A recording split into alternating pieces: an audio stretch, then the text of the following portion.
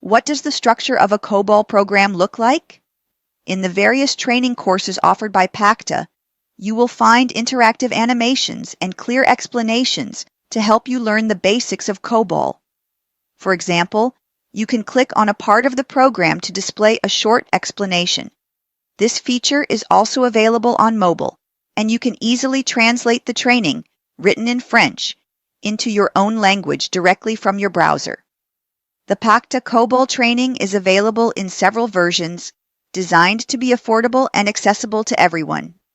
These tools make it easier to learn COBOL and allow you to progress faster than with traditional video-based courses. A COBOL program is organized into several sections called divisions. Each division has a specific role. You always start with the identification division. This is where you specify the name of the program, which allows it to be clearly identified. Then comes the program ID, which is the name you assign to your program. This name must be unique. Next is the environment division. It is often used to describe the environment in which the program runs, such as input or output files. This division is optional. If you don't use files, you can skip it. Then comes the data division.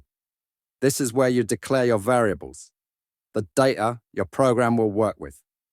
Again, if you don't need variables, this division can be omitted. The procedure division is the most important part. It contains the instructions your program will execute. Even if you don't write any instructions yet, this division is required. Finally, within the procedure division, you can create paragraphs, such as DebutParagraphe.